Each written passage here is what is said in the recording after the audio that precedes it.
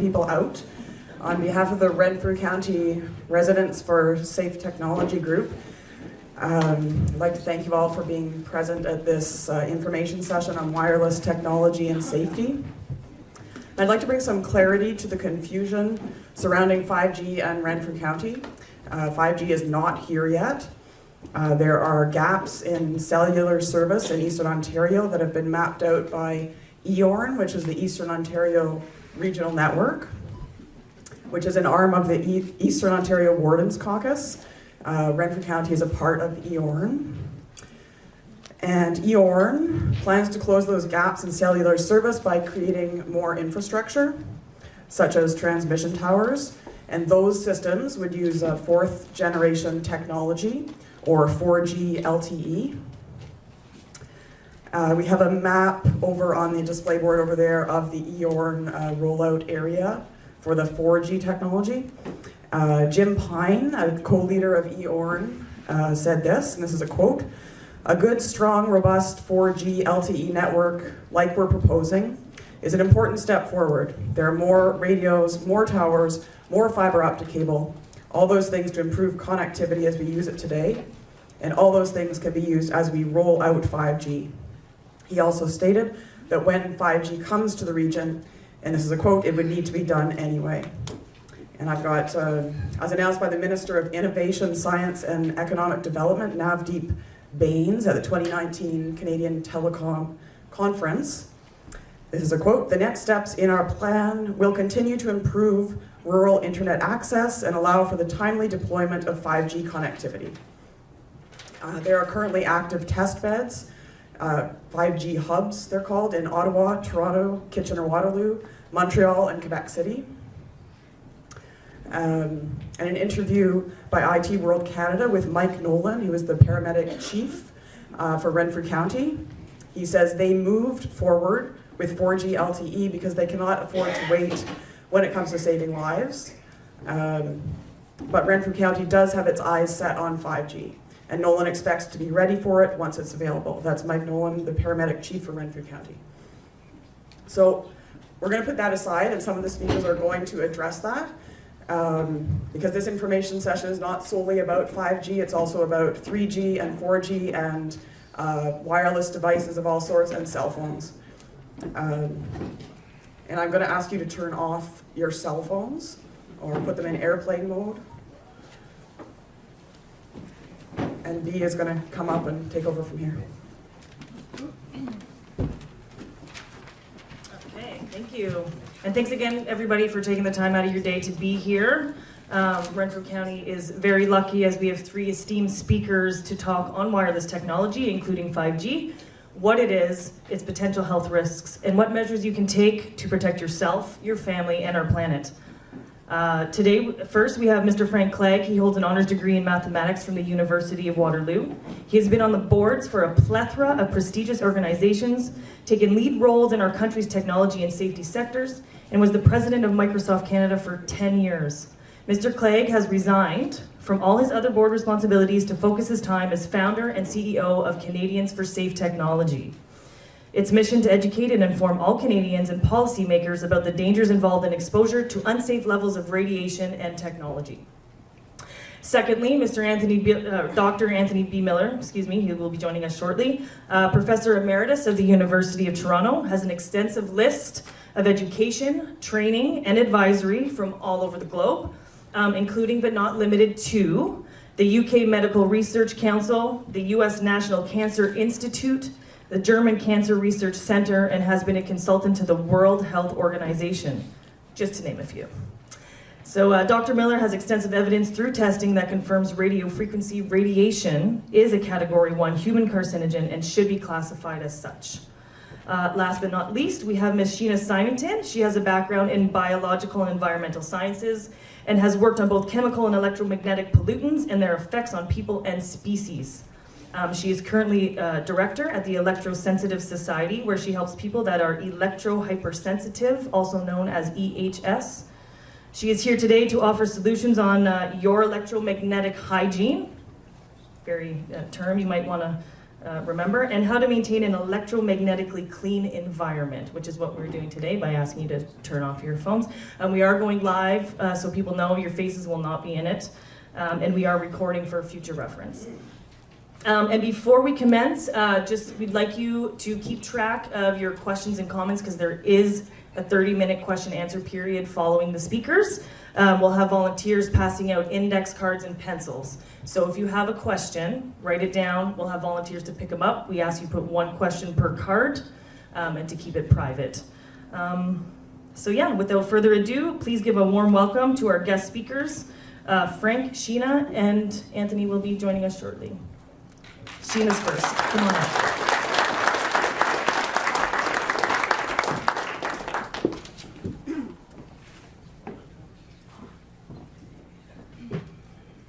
Just gonna move this up a bit. No, it has to go up. Can you hear me okay? Thank you. Is that good?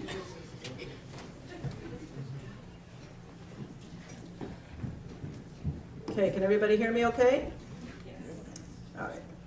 So everybody has their cell phone off or in airplane mode, please, because there are some people that are going to be electro-hypersensitive. And if this is recording over here, if you are electro-hypersensitive, you want to come onto this side of the room, because just that distance away from it will help reduce your exposure. So I'm presenting today a lot of the work that I do with Dr. Magda Havas. I would look at the harmful effects of electromagnetic fields and the healing effects of electromagnetic fields. We do the healing aspects through the Rose Lab with Magda Havas, and the Electrosensitive Society helps people reduce their exposure on the harmful side of wireless technology. So a lot of the slides is of Magda Havas that I'll be presenting today. So what is 5G? I've titled it Discussing the 5G Experiment, because nobody really knows, one, how the technology is going to work, and also how it's going to impact wildlife, animals, plants, people. So it really is an experiment. So I'm going to be wearing two hats. I'm going to be discussing the scientific and research side of things, of the different types of research that is available, and I'm also going to be presenting as a teacher/student. I've been looking at this for the last 15 to 20 years, so there's a lot of different evidence to present.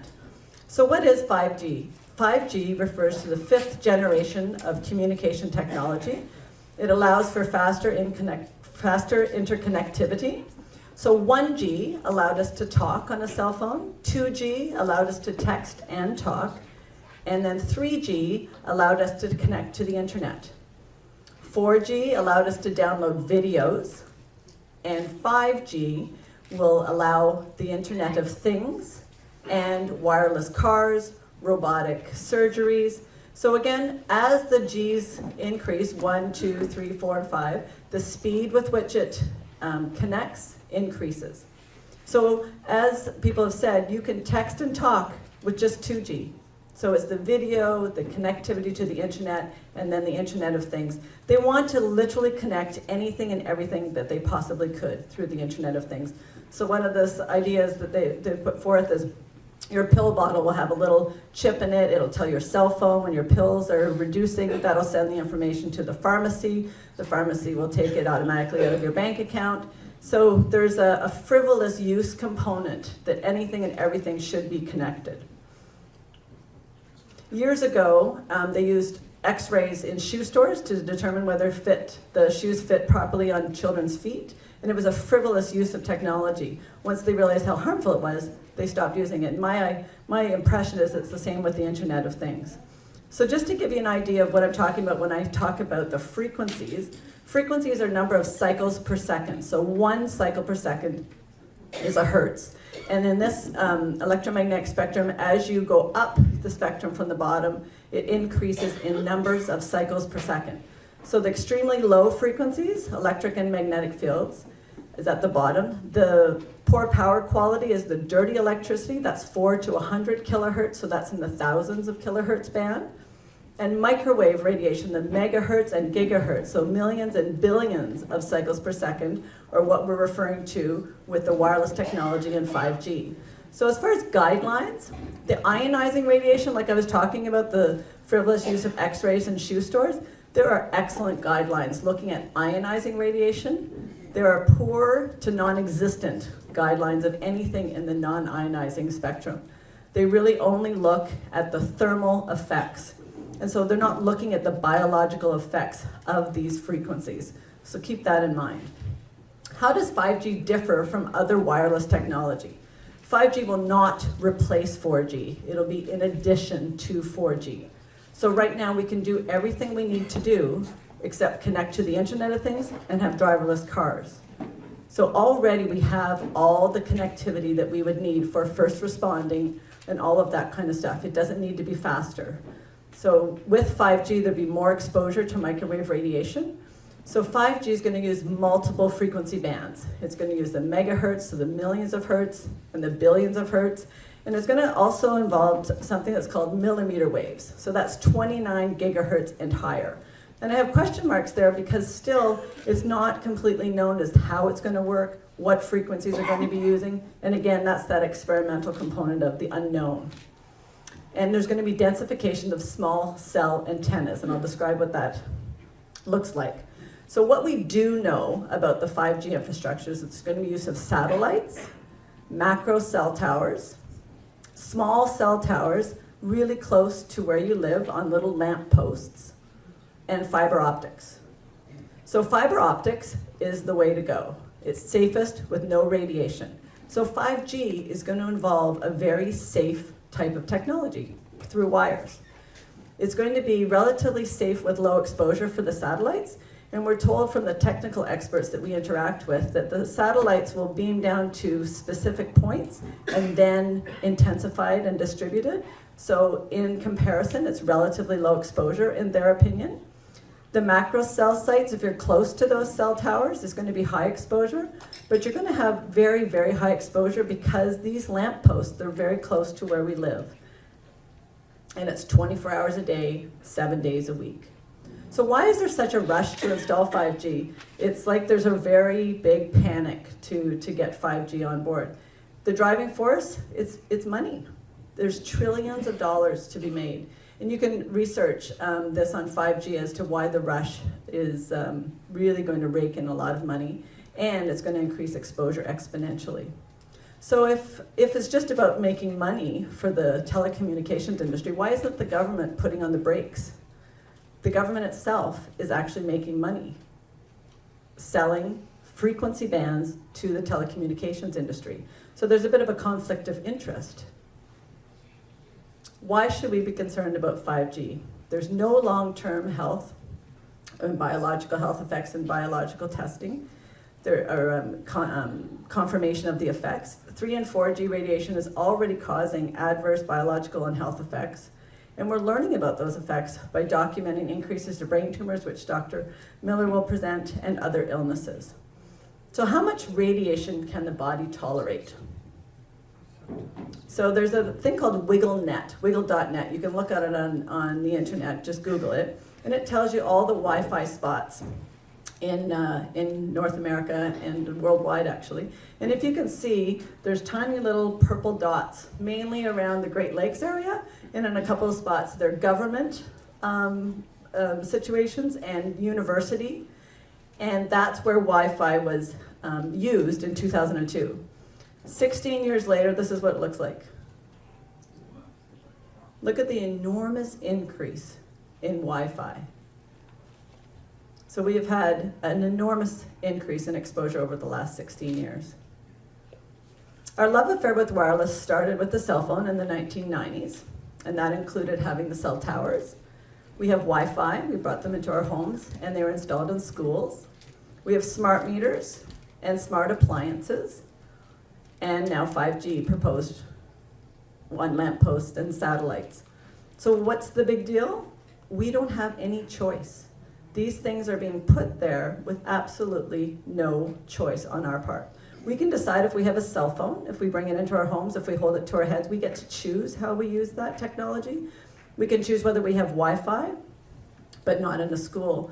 So the school has to have my permission to take my child's picture. They have to have my permission to take my child off of school property.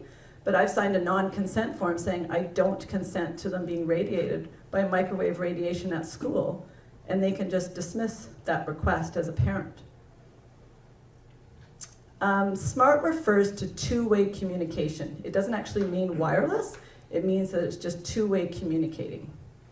So there are many problems with SMART technology, and the ones in orange or yellow I'm going to focus a little bit on today, but there's many, from addictions to social skills. There's a lot of problems with the implementation of this wireless technology. So it affects reproduction, it damages sperm, there are problems, scientifically produced literature documenting all of these reproductive issues. There are impacts on cancer, which Dr. Miller will present. And there's a thing called electrohypersensitivity. That's when people are actually debilitated by this technology. Their sleep is affected, their memory is affected, their heart, it causes heart irregularities, tinnitus, dizziness, chronic pain. A lot of people think they're just getting older. Dr. Magda Havas refers to it as rapid aging syndrome, because people just think, oh, it's just because I'm aging. But then when they go into a low EMF environment or a non-wireless environment, their symptoms disappear. So again, there's a number of peer-reviewed scientific articles affecting our kids. We need to protect our kids. We're not doing a very good job currently. A lot of them are using this digital wireless technology, and we need to inform parents and grandparents and themselves that they can reduce their exposure. So this was a study where they looked at human sperm. They literally put it into a petri dish and exposed it to wireless radiation. 2.4 gigahertz, which would be what Wi-Fi is. And they had a control that had no exposure and red on the bottom where it was exposed. So after 1 hour and 5 hours of exposure. So after 1 hour, you can see how the sperm are moving. They're moving much more readily in the controls than they are in the wireless exposure on the bottom. Look at after 5 hours. The sperm are hardly even moving. They're dying, and the motility is decreased, the viability. There's a major impact on sperm. So what's happening to the eggs? What is the evidence for EHS, electrohypersensitivity? So we look at live blood analysis, and we prick your finger, put it on a slide, and look at it underneath the microscope. So this is before Wi-Fi exposure. So the cells, the red blood cells, are individualized, and so there's lots of area for oxygen exchange. Look at what happens after 10 minutes of exposure to Wi-Fi. All the blood cells clump together, and it's actually called rouleau formation. So these individual cells have to go through the capillaries one at a time. When you have rouleau formation, your circulation is compromised. So Dr. Stephen Sinatra said that the consistency, the viscosity of blood should be like red wine, but with this rouleau formation, it's literally like ketchup. And the impacts and the symptoms of this rouleau formation are the following. And we were just at a conference recently on, a number of doctors were there looking at the impacts of electromagnetic fields, and they were saying that the age of stroke victims is decreasing. So you used to have a stroke in the ages of 60s and 70s. 20 and 30-year-olds are having strokes now. So Dr. Havas, one of the things she's done is looked at the impact on the heart. And this is a clip from Global 16:9 that you can access online as well. So if you can be able to hear it. Hold on. Society. Well, 16:9 wanted to test the power of Wi-Fi. Oh, just a second.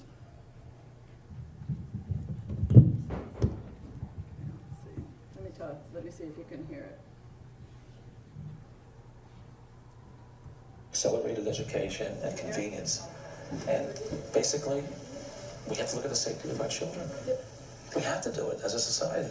Well, 16:9 wanted to test the power of Wi-Fi, so we went to visit environmental scientist Magda Havas from Trent University to do another test. Professor Havas' subject, Martin, who calls himself electrically sensitive, is hooked up to a heart monitor, and Havas sets up a wireless computer. So what we're going to be doing is we're going to be taking Martin and exposing him to microwave radiation from Wi-Fi, the same type of thing that we have in schools, for example, and just monitoring his heart heart to see if his heart reacts to any of the radiation. He won't know when things are turned on or off, so it's going to be a blind study in that regard. With the Wi-Fi plugged in, Martin's heart rate accelerates in mere moments. Now I can feel something. It's going through my chest. I feel it down my legs too.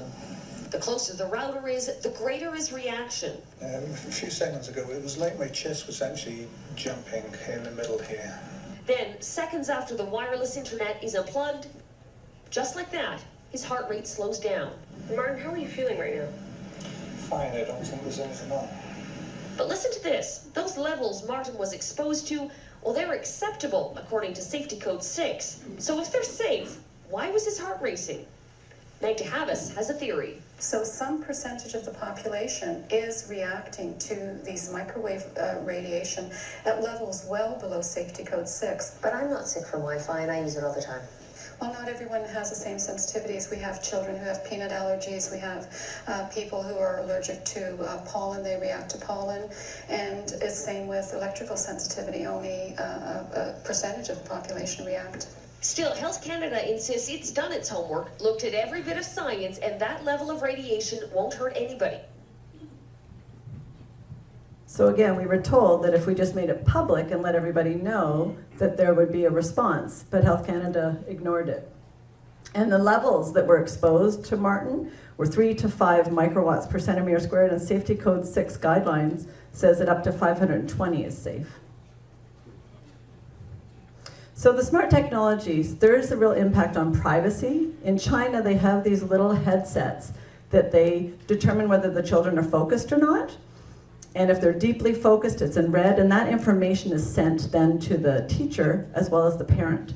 So they're actually potentially putting these headbands on kids, actually causing them to not be able to focus, and then using that information to punish them for not focusing, because they don't realize that it can actually interfere with the cognitive function of these kids. So this is the technology that they're trying to install in schools. They have jackets that have transmitters in them, and so they can watch where the kids are. They have them at camps. They're doing facial recognition in schools and in China, determining whether people are jaywalking or not. You're having purchases, there's digital money. So just because we can doesn't mean we should be. So this is the Internet of Things, that they want to use it everywhere and anywhere they can. So Dr. Havis and I exposed peas to Wi-Fi and to no Wi-Fi. So can you guess which Wi-Fi plants are on the right or left? So after 30 days, there was a significant difference in the root growth as well. The ones that were having no Wi-Fi exposure grew the root system very extensively, where the Wi-Fi ones did not. And this is interesting that the plants would actually grow away from the router. They were surrounded by the router was surrounded by them, and they all grew away from the router, and the controls grew straight up. So that's not a psychosomatic response from the plants. And it's peer-reviewed, published publication by Dr. Havis and I that you can access online. So Dr. Cindy Russell did an awesome kind of overview of the public health and environmental implications of 5G. So I suggest that you read this paper. She talks about the using of millimeter waves in complementary medicine. So we give that a thumbs up because it really helps with pain management. The military is using the active denial system. It's literally beaming 5G at crowds to try and disperse them, and it literally heats up the moisture in their sweat glands so intensely it causes intense pain, and people respond. So we say it's a thumbs up because it's better than being gassed or shot at. And the Internet of Things is also going to use millimeter waves, and we give it a thumbs down, really because of the duration of exposure. Pain therapy is just minutes of exposure, seconds for the active denial system, but constant. Through the Internet of Things, it'll be constant 24 hours a day exposure. So there's other effects on the skin, and on the eyes, and on the heart. So I'm not going to go into these in great detail, but they are very, very well scientifically documented. And it also affects the immune system, it affects birth defects in Drosophila, and it affects bacterial growth. Some it actually decreases the bacterial growth and some increases, but it's evidence that it's causing antibiotic resistance, and that's becoming a huge, huge problem. So we can't continue just to say, oh, I really don't think it's a problem. We really have to say that, yes, we think it is a problem and we need to minimize our exposure. How many people are electrohypersensitive? 3% are severely debilitated, so they can't really travel very well. They couldn't go to a hospital easily. They're totally debilitated by anything wireless. Sometimes that includes dirty electricity and electromagnetic fields like lighting and stuff as well. But that's a huge number of people who are debilitated. We're talking 1 million people in Canada that would be severely debilitated by this wireless technology. It's recognized as a disability in Sweden. There are segments of population, or segments of hospitals that are low EMF to accommodate people in Sweden. It's recognized in the US since 2002. It really is necessary to accommodate these people. We need to have low EMF zones created. Imagine being sick from something that everybody is addicted to. Imagine being so debilitated by this stuff and nobody believes you. Everybody dismisses it and says it's not a problem. There's a lot of people in that boat. It's actually a medical international classification of diseases. There's a box that physicians can tick now to be diagnosing electrohypersensitivity. So it's genuinely a real phenomenon. There was a huge 5G crisis summit online. There were 40 experts that looked at all the science and the privacy issues. I really recommend that you get this online. It's an amazing resource. And again, they were discussing that it's a 5G experiment, and they kept on bringing up the Nuremberg Code. And they're saying, you know, it's just unethical and illegal to perform experiments on humans without their consent. If Dr. Havas and I wanted to conduct research and expose students to Wi-Fi at schools just for 6 hours a day, people to cell tower radiation, cell phone radiation, smart meters, if we wanted to expose infants to the wireless radiation that is used with baby monitors, we would be denied. We would be denied because it would not be ethical. There's a potential for it to cause harm, so we would not be able or allowed to do an experiment like that. So why are these products allowed? There are chips that you can put in diapers that tells your phone when to change the diaper. There are radio transmitters put into soothers that you can put inside an infant's mouth that can tell your phone what your fever, what the baby is, if he has a fever or not. It's an absolute frivolous use of this technology. And with the Internet of Things, that's what they want to enable 5G to be able to do, to put chips into everything and anything so it can talk to you. If this was true, they would have told us. A lot of people say that, like, if this is really a problem, I would know about it. They are telling us. Research scientists have been telling us for years. In all of this, I just want to just kind of go through it quickly just to show you that there's international science appeals saying, please be protective. There's research scientists, there's government agencies, manufacturers themselves are telling you that there are a problem, and Frank Clegg will go into that in more detail. Insurance agencies, they don't protect against, for telephone companies, they can't get insurance. Medical academies, the American Academy of Pediatrics, they say the guidelines aren't protective. American Academy of Environmental Medicine causes adverse health effects. They are telling us. There are many governments and different communities that are banning Wi-Fi. There's a school in Peterborough that is wired, a private school that have wired their schools, so I'm able to put my daughter in a wired school and protect her from Wi-Fi. They are telling us. We're just not listening. So the side effects, sperm damage, heart problems, cancers. What's the excuse for doing nothing? Oh, I didn't know it was harmful. We are being told it's harmful. I don't believe it's harmful. Then you need to look into it. You need to do your research. It's everywhere. What can one person do? So you can focus on what you can control. Focus on your bedroom, in your home. You can change the way you use wireless devices. I put all these wireless devices because they all radiate all the time. So if you have these in your home, you're bringing extra unwanted radio frequency radiation into your homes where you live. So cars are dangerous, right? We're not just all stop driving cars, but you make them as safe as possible. You put a speed limit, you put seat belts, you have a ride check, you have airbags, you make them as safe as possible. Cell phones are the same way. You want to put it in airplane mode. If it's in airplane mode, it doesn't transmit You want to talk instead of text, or sorry, text instead of talk. If you do talk, you want it on speakerphone or set the phone down. Keep it away from you. Distance is your friend. If it's next to you in bed, you want it in airplane mode, and you don't want it right next to your body. Airplane mode with Wi-Fi and Bluetooth off. So I have some meters here, and I can do this afterwards at the very end. If you want to come up, I can measure your cell phone. I can talk to you about how to safely use that. There are 4 things that determine your exposure: the frequency of that electromagnetic spectrum that I had started with, the intensity, nearness. Nearness is a problem, and duration. That's why these small cell towers are such a problem. They're close to you, and it's going to be 24-hour radiation. So I'm just going to finish with this. This is a colleague of ours measured the sound that the meters translated into sound, because you can't see it, you can't taste it, you can't smell it, most of us can't feel it, so it's really easy to ignore. That's what a Bluetooth sounds like. This is the baby monitor. This is the mom's baby monitor. This is a cell phone. And this is a cordless telephone. And this is the Wi-Fi router. Listen to the different sound. And so when I'm in a home, I can tell often what the exposure is from the sound. So most homes sound like this.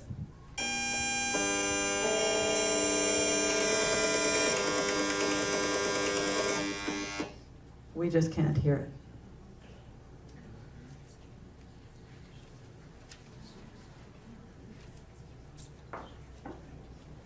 So there are easy ways to remedy this. You wire your technology. And I have links to all the websites that can help you with this, and places that you can buy meters to measure it. You want to empower yourself. You don't want to be afraid of this. People are like, oh, this is so scary. It's attention. We need attention given to it, but we don't need to be afraid or debilitated by it. And we are telling you that there's a problem. And this is the Electrosensitive Society website, where there's lots of different resources and stuff, and people that think they might be electro-hypersensitive or need more help on it, or they know a loved one who's hypersensitive, how they can really help them. You can contact me, and my cards are at the table. Thank you.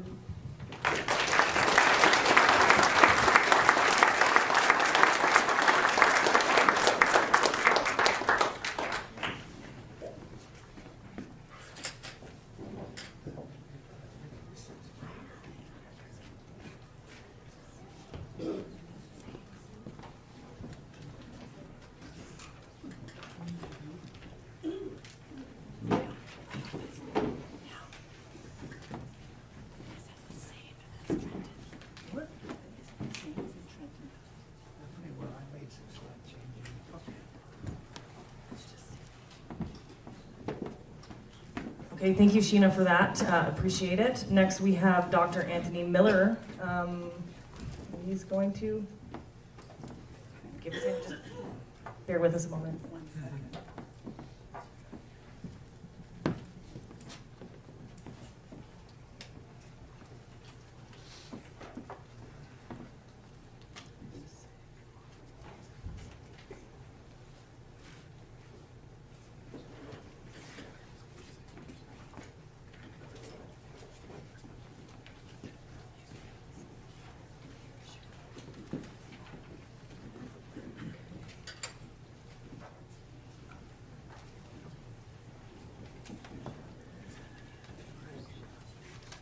Myself who I am.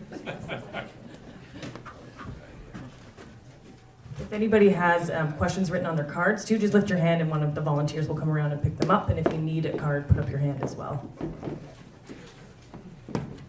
Well, thank you for coming today. One of the things that happened to us today is that we found we weren't quite as clever as we had thought in finding our way through what is actually beautiful countryside.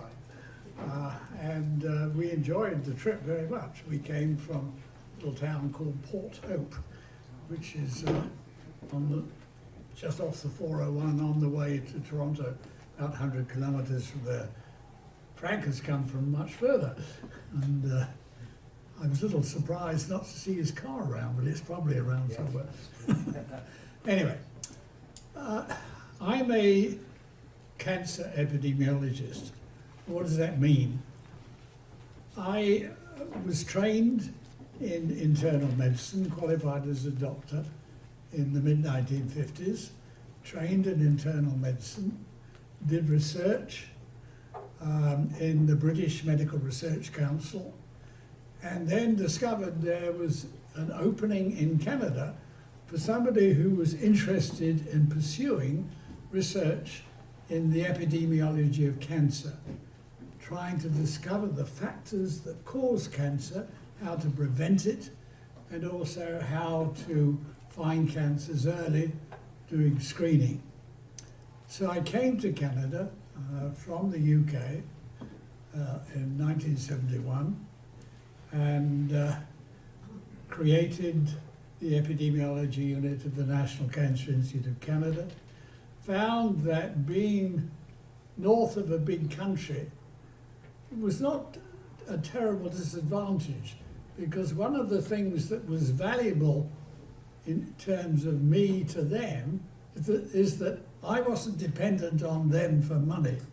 So if I went to give them advice in one of their committees, it was completely independent of other financial pressures. I often found that wasn't so for some of my colleagues on the committees. I also had the privilege of serving several times in the International Agency for Research on Cancer, which is the cancer research wing of the World Health Organization, and also in the World Health Organization itself. And my career should have ended a few years ago when we went to Heidelberg to help in the division of epidemiology in the German Cancer Research Center. Somebody had become ill and couldn't direct, and they needed somebody. Since then, a little to my wife's irritation, though she's very patient, I have continued in terms of writing, in terms of editing.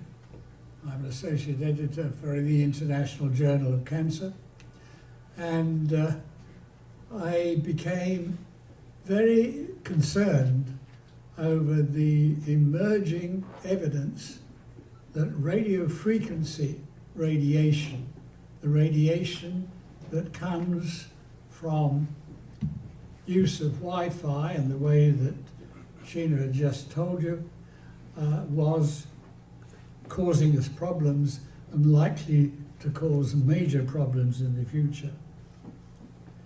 So you've just heard this, I won't repeat it. I think we have to remember that the people who are trying to disseminate this completely refuse to acknowledge that there is any possible adverse health effect. It's astonishing. It's almost as if they haven't read the history of things like asbestos. The history even of tobacco smoking. Admittedly, it took 40 years or so to discover, to be certain of the ill health effects, and then many years thereafter to do something about it. But given that 5G embodies all the evils, all the previous generations, all the evils of penetrating the skin, being in your houses, you'll lose privacy, we should be concerned about it. We shouldn't ignore what's going on. Now, as you've heard from Sheila, this requires multiple towers. We think it will increase the incidence of many cancers and increase also the numbers of people who have electrosensitivity. Now, the International Agency for Research on Cancer, which is the cancer research wing of the World Health Organization, looked at the scientific evidence on radio frequency radiation and its effect on humans in 2011. They concluded that at that time there was what they call limited evidence in humans for the carcinogenicity of radio frequency radiation.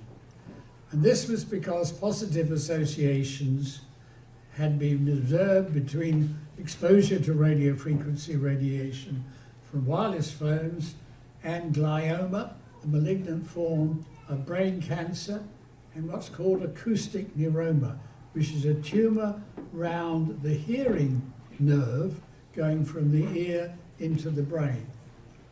And that's rather interesting that we have that evidence in epidemiology, because, as you'll hear soon, that will be one of the focuses of the carcinogenicity of radio frequency radiation.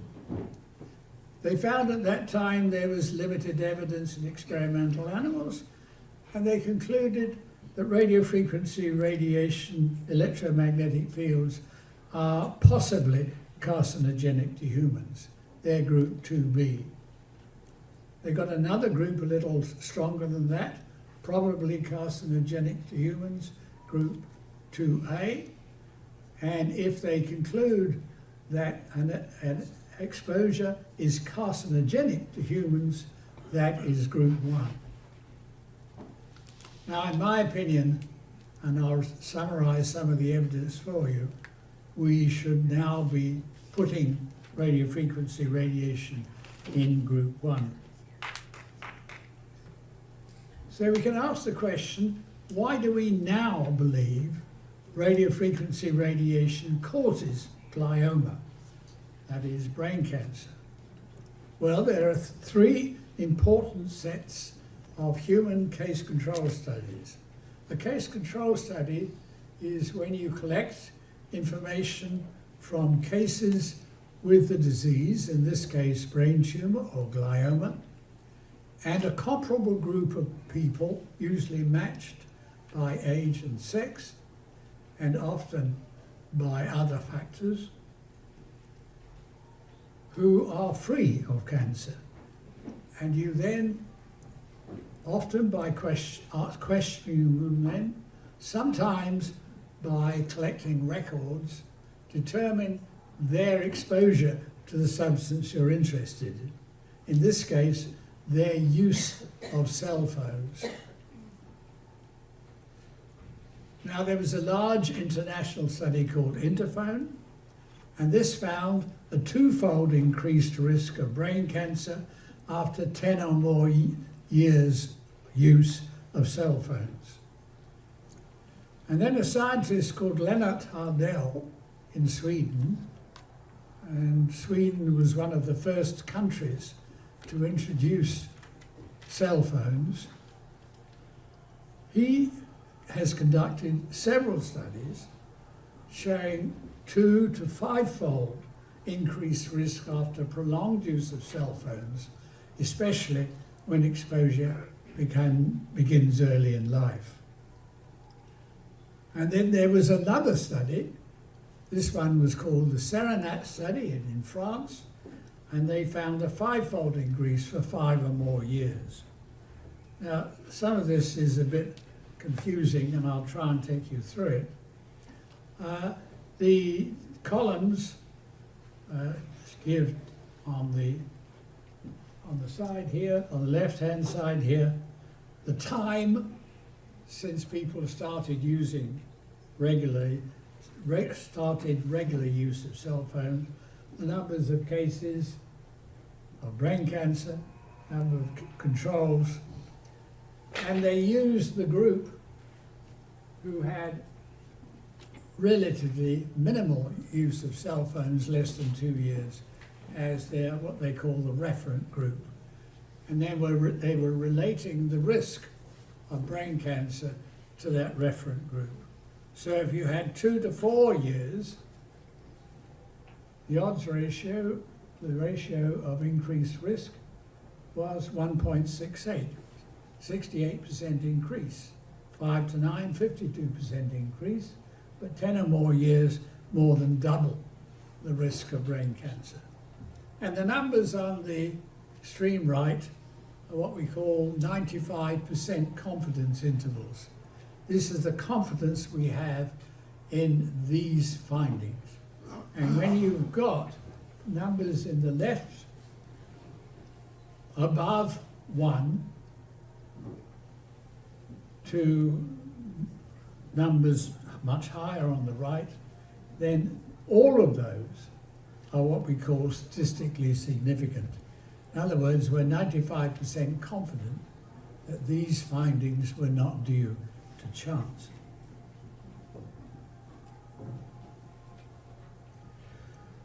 Now, here's the summary slide of three studies that have looked at this in terms of risks of brain cancer, of glioma,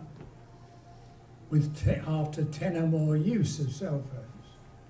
And one study in the UK, it was actually what's called a million woman study. They recruited large numbers of women who were having mammography in their national program, didn't find any increased risk. But in Sweden, Ardell, as I already said, had this increase in risk, up to threefold increased risk after 25 or more years, and this was the overall risk for the French study. And these are more details of the French study. After 2 years for glioma, more than doubling. After 3 years, triple the risk. After 5 years, 5 times the risk. And when you looked at all the gliomas in relation to the use of cell phones, the side of the brain where the cell phones were kept, a doubling of risk.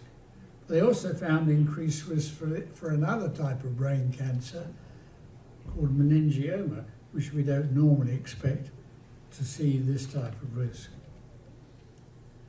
Now this slide gives the risks for acoustic neuroma, this tumor around the ear nerve. And this time, the Million Women study, Benson et al., did find an increased risk, more than doubling the risk. Ardell found doubling the risk after 10 to 15 years of use, but we do again have a negative study, a study in Korea.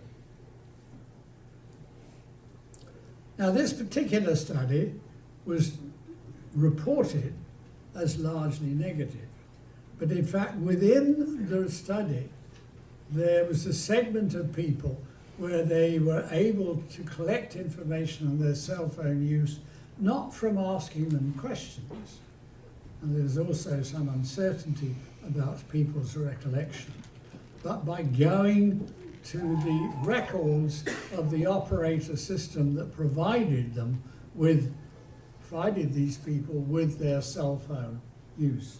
So these were records collected by the suppliers of wireless to these people, to their cell phones, of the extent of use. And if you compare the risk with those who were never regular users, you'll see that once you have gone more than 2 years from the first subscription, your increase is risk is doubled, and if it's more than 2.8, nearly 3 years, then it's more than doubled.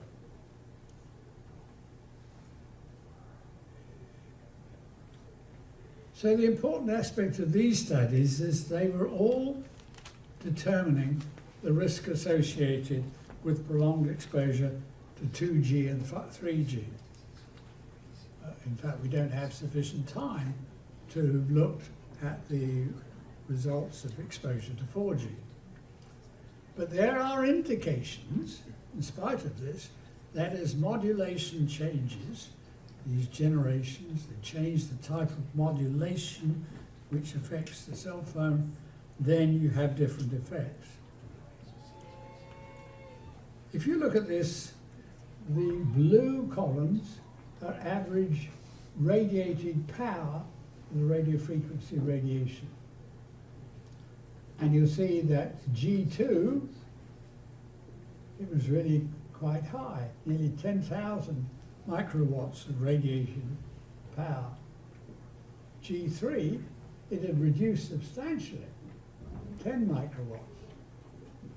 But the risk, the percent increased risk of brain cancer, glioma, after 100 hours of use was relatively low for G2, but substantially greater, 4.7 compared to 1.4 for G3. So the change of modulation, in fact, increased, even though the radiated power to the brain was reduced. Because the modulation was changing, the way the radiation was delivered to the body was changed. It increased its effect on brain tumors. We know that if someone holds a cell phone 15 millimeters on the side of the head, you could work out, this was done by Elizabeth Cardis and I with the help of radiologists, you can see the blue area where the radiation has gone in to the side of the head. If you take the cell phone away, the area widens, but in fact the intensity of exposure goes down. In other words, if we can move the phone away, don't hold it up here, but hold it about there, you can still hear it, and yet the amount of radiation that will go to your brain will be substantially less. And of course it'll be even less if you don't in fact hold it up to a ear. You put in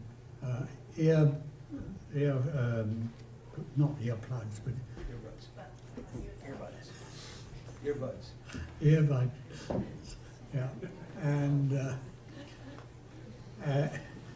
there are some actually. Some of them are wired, some of them are wireless, and that doesn't mean they use Wi-Fi. They're called safe buds. They're produced by somebody in Israel, and they're probably even better in the form of lower exposure. Now, somewhat surprisingly, it has turned out that radio frequency is probably an avoidable cause of breast cancer. And this is based on 7 unusual clinical case reports, exposure modeling, and toxicology. Why would this come about? Well, this surprised me a bit, and I hadn't been following this, but a colleague pointed this out to me. Marketing has occurred for people urging them to put their cell phones in their bra, carry their cell phone in their bra. And what is the result of that? Essentially, you're putting the antennae against the side of the breast. And the first case report was a woman of 34 who was an avid runner, a Chinese-American woman who had kept a cell phone 4 hours a day in her bra for 10 years. And what you can see on the side here, those white patches are areas of cancer seen on the mammogram. There was 4 cases reported by a doctor from the Midwest called West with his colleagues. And this was one of them, a 21-year-old. I mean, breast cancer is a common cancer, but not in 21-year-olds. And what you see on the right side of the right breast is those coloured changes, which is essentially the areas of tumour caused by the cell phone being kept against the side of the breast. And there were additional cases, I could go on, But anyway, these are all 7 cases that we know about so far. We now believe there are many more. They were negative for genetic risk factors. They didn't develop breast cancer because they were highly susceptible to it. There was no family history of breast cancer, no other risk factors. It was an unusual location in the breast where the cell phone was kept. And when they did a mastectomy, as most of these women had, they didn't find significant abnormality away from the areas of cell phone use. And unfortunately, by the time they were treated, 2 already had what we call metastases that spread to other parts of the body. So now we have brain cancer, breast cancer, but that's not all. In particular, what has been noted is the increase in parotid or salivary gland tumours. Now, our salivary glands are as marked on these slides. These are the glands which produce the saliva and help us eat. If you relate the cell phone to where they are, you can see the cell phone essentially is over these glands.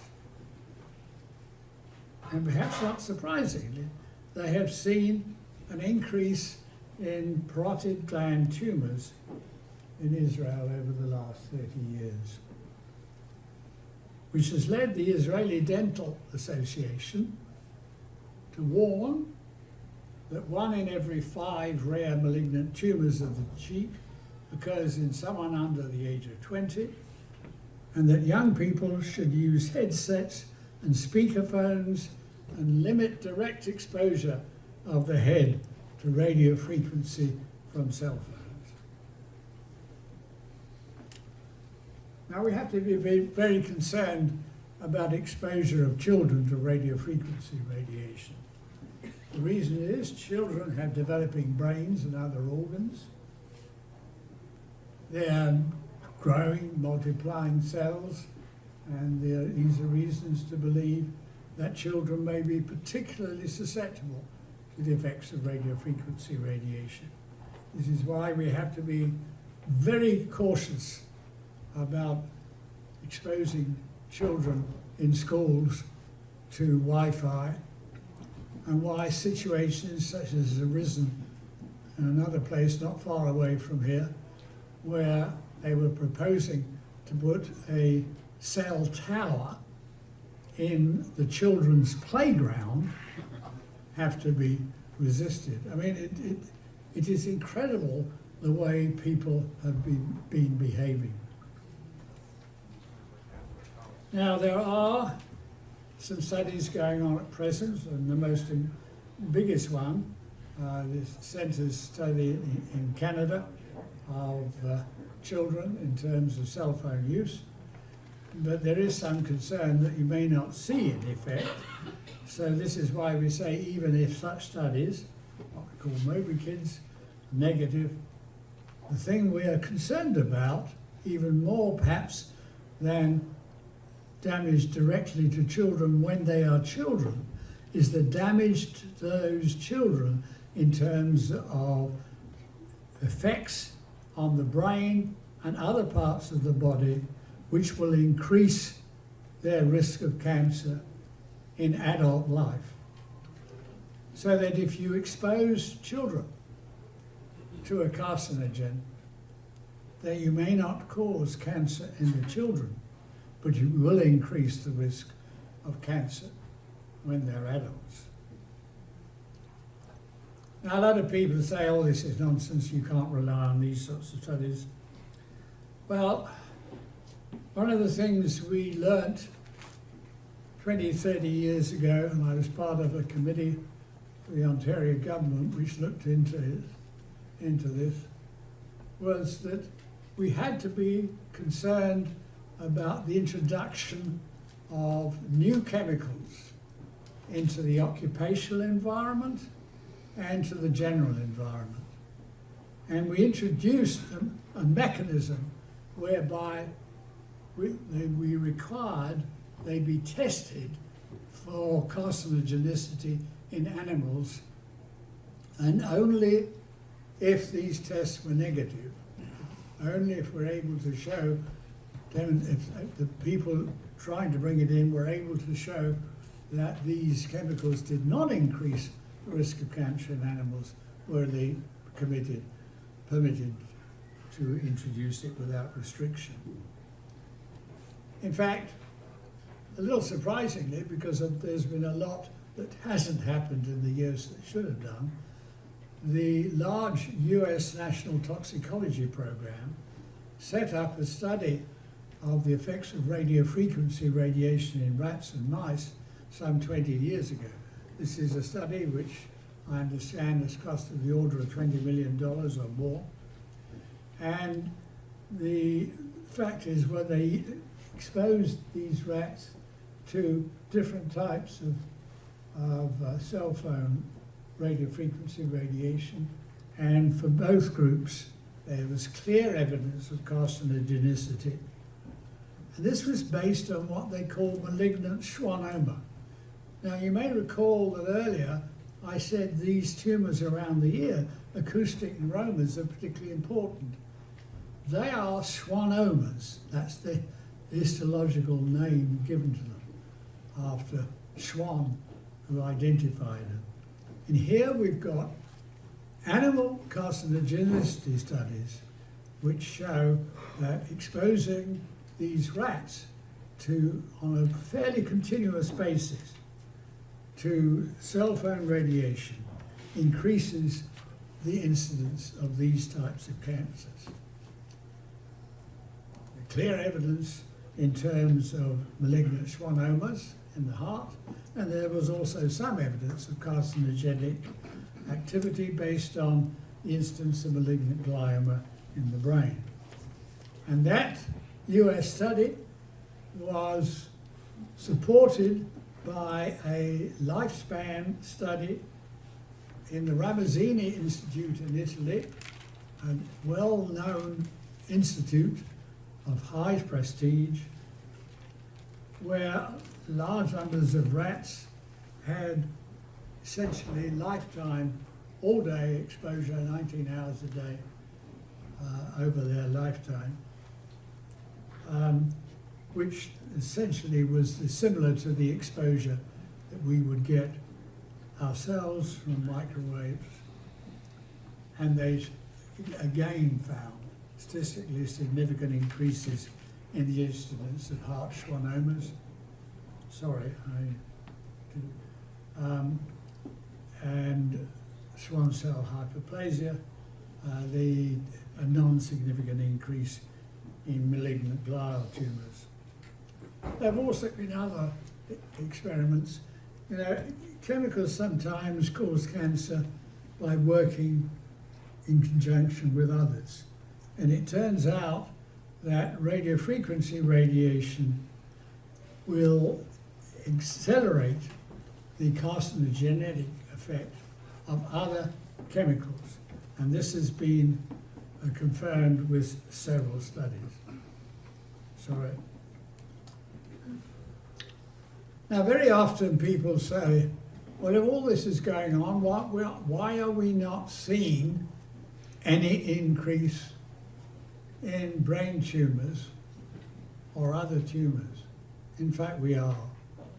This is a study from the United Kingdom which shows this line of red going up.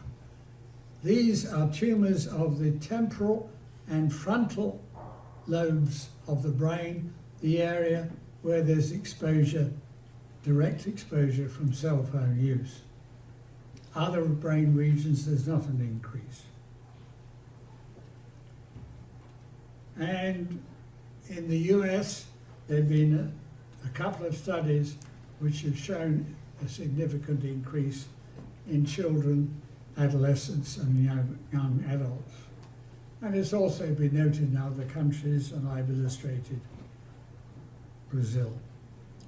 Now, you've heard this, and I just want to re-emphasize optical fibre is safer, healthier, and faster. And I find myself somewhat fortunate that where I live in Port Hope, we get our internet, television and telephone through optical fibre, what Canada calls Bell Fibre, so we can reduce exposure. So what do I conclude? I conclude that radio frequency radiation is not just a possible cause of cancer, it is a cause of cancer. It is a human carcinogen. And I have published with other colleagues a paper on that which fully describes the reasons and sets them out in more detail than I can give in a half an hour talk. Radio frequency radiation is now ubiquitous. Even if the risk per individual is low, it is widely distributed and could become a major public health problem, especially if 5G is introduced. So that we need to adopt what we call the precautionary principle. That is, reduce exposure to radio frequency radiation to as low as reasonably achievable. The ALARA principle, which is something we learnt to do many years ago for X-rays. Not all of you will remember this, but some of you will remember that there were times when you could go into a shop and you could put your foot into an X-ray machine and see the outline of the bones in your foot. You can no longer do that because we don't want to expose people to ionizing radiation. Now we should cut down everyone's exposure to radio frequency radiation. And together we should urge upon governments, municipal, provincial, and national to take appropriate action. It is an absolute crime that Health Canada is doing that.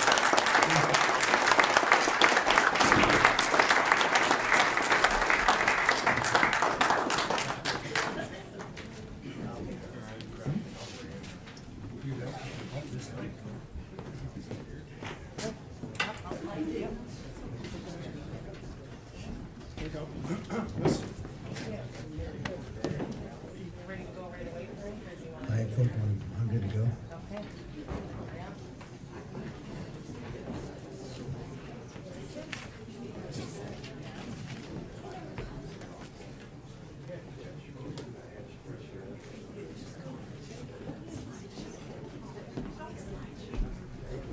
Did I screw it up? No, I got it. I'm here.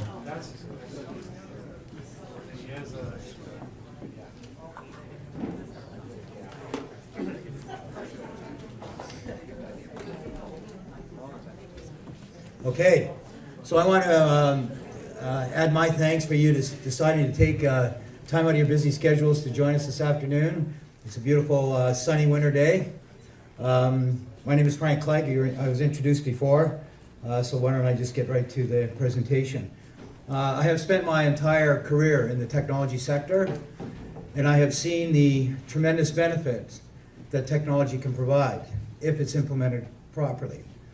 I've also seen the harm that can happen if technology is not implemented correctly. In my opinion, after spending several years on this topic of RF radiation, I believe our current implementation of wireless technology is not safe, period. That's why I co-founded Canadians for Safe Technology several years ago. You heard before, we're a completely nonprofit organization. None of our members are paid. We really have two missions. One is to educate and inform Canadians about the potential harm of wireless technology and how to use it safely. And secondly, to really work with all three levels of government on how to create a more safe environment for ourselves and our families. I joined the Environmental Health Trust organization a couple years ago.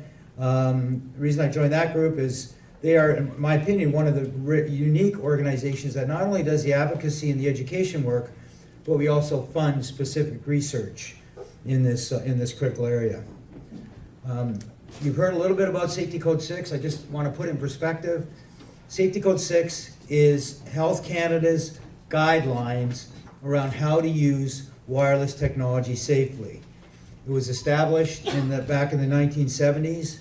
It's based on science from the 1940s, and it has not had a major revision since it was first brought to market back in 1979. So Health Canada will set the limits. It was initially designed only for employees and visitors to public, federally regulated buildings. So Health Canada will recommend the limits, and they will say, well, we just make guidelines, we just recommend them. But fortunately, everybody relies on Safety Code 6. Industry, Science and Economic Development Canada uses Safety Code 6 when they regulate the radiation from cell towers or Wi-Fi, and they use it for any device, whether it's a baby monitor, a cell phone, a tablet, any device that is sold in Canada, marketed in Canada, has to meet Health Canada's Safety Code 6 guidelines. Many of the provinces and territories, so the Wi-Fi in the schools, that's a provincial education decision, rely on Safety Code 6 as well. Unfortunately, and Dr. Miller talked a little bit about our track record in terms of cigarette smoking, our track record in North America from Health Canada or the FCC is pretty pathetic when you look at how long it's taken us from the peer-reviewed, published information that's been available. In the case of cigarette smoking, as early as the 1930s, in the case of asbestos back in the 1950s. There was peer-reviewed scientists of Dr. Miller's caliber publishing papers saying there's harm. My concern is we are going to, at some point, add wireless technology, RF radiation, to this list and this abysmal track record. Just to point out, this Internet things you're hearing about, Cisco projects there will be 500 billion wireless connected devices around the world. If you look at the World Health Organization's projections on number of people in the world, that works out to just under 60 wireless devices per man, woman, and child in the world. The number, I would argue, the numbers in developing countries such as Canada will probably be at least twice that, because that's a worldwide average. That's the concern, one of the many concerns that we have of this technology. Sheena mentioned this briefly. My industry is protected legally because buried in the cell phone, or in the case of the iPhone, you have to go down through 5 levels of searching on your phone, and you're told to keep the device 15 millimeters away from your body. If you hold it less than 15 millimeters, you break Safety Code 6. So we can debate whether Safety Code 6 is protective enough or not. Here we've got proof that if you don't use it properly, in other words, if you hold it against your head or against your body, you're actually breaking these outdated guidelines. The iPad, this is one of my favorites. How many of you do this when you use your tablet? Orient the device in portrait mode with the home button at the bottom, blah, blah, blah, blah, blah. Nobody does that, right? You put it on your lap and you use it. Samsung, the same thing. Keep this device at 1.5 centimeters, so 15 millimeters from your body. Baby monitors, at least 8 inches or more from the child. We don't know any of this. We don't read these manuals, and yet these are very specific warnings. And again, part of our education is to say, look, be aware, and we'll talk about keeping the device away. Actual versus textual, as I said before, the industry warnings are buried inside several layers, or on page 162 in the manual. CBC, we're put together this marketplace program. If you haven't seen this, I encourage you to watch it. It's 30 minutes. You'll find it incredibly informative. They went out and surveyed 81% of Canadians, said they hadn't seen the warning. 2/3 of Canadians said, I do break those rules, and I do hold the phone against my body in some sort. And they took 3 of the most popular cell phones and went to the facility that the industry uses to measure radiation, and all 3 phones, when held against the body, were 3 to 4 times higher than Health Canada's Safety Code 6 guidelines.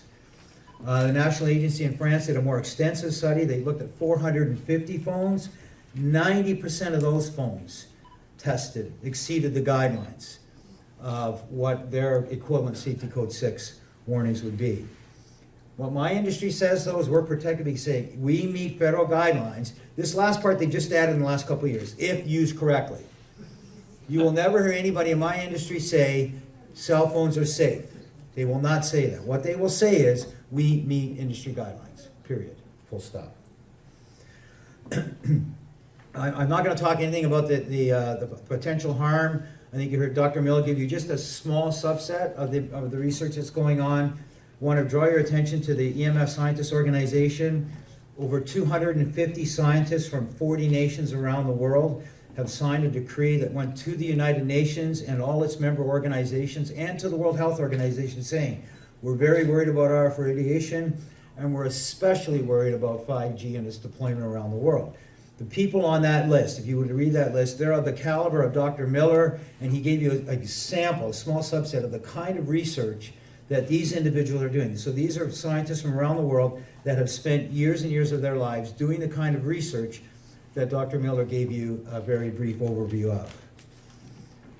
In countries, there are countries stepping up to legislation. Now this legislation is not obviously not about 5G because it goes back as early as in 2000.